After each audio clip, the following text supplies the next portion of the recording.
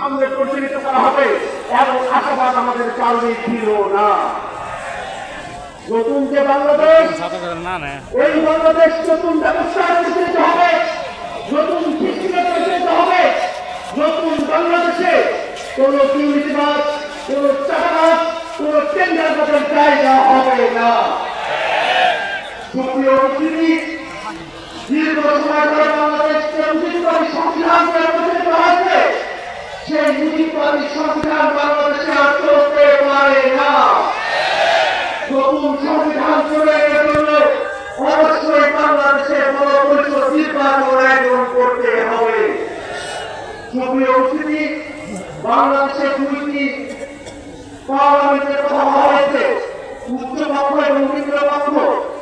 ইতিমধ্যে উচ্চপক্ষের নির্বাচনে ক্রিয়ার পদ্ধতিতে প্রতিনিধিত্ব নির্ধারণ করা হবে। এই দাবির পক্ষে জাতীয় রাজনৈতিক পার্টি এনসিপি সহ বাংলাদেশের প্রায় সকল রাজনৈতিক দল একমত হয়েছে। দুর্ভাগ্যের বিষয়, একটি দুটি দলের কারণে ক্রিয়ার পদ্ধতিকে উচ্চপক্ষে বাস্তবায়ন করা সম্ভবপর হচ্ছে না। আমরা স্পষ্ট করে বলতে চাই, বাংলাদেশকে যদি নতুন কাঠামোতে পরিচালিত করতে হয়, অবশ্যই ক্রিয়ার পদ্ধতির বাস্তবতা নিয়ে আমাদের সকলকে গভীরভাবে ভাবনা করতে হবে, বাস্তবায়নের পর আমাদের গণপরিষদ করতে হবে।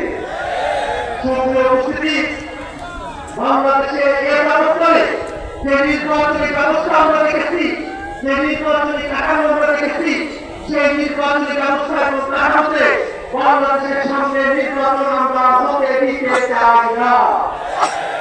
বেশি শক্তির নয়,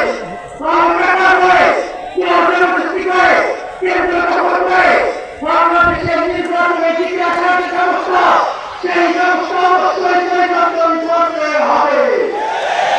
হাজার মানুষের জীবনের ভিতর দিয়ে যে নতুন বাংলাদেশ আমরা পেয়েছি, সেই বাংলাদেশকে আমরা আর কখনোই ব্যবস্থায় পর্যবসিত হতে দেব না। নতুন বাংলাদেশ যাতে প্রতিষ্ঠিত হয়, সেই কারণে বিদেশি শক্তিগুলো তারা মাথা লাগিয়েছে।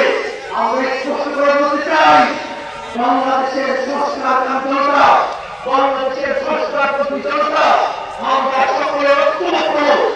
বিদেশি হোক, দেশি হোক, কোন শক্তি বাংলাদেশের সংস্কারের আন্দোলন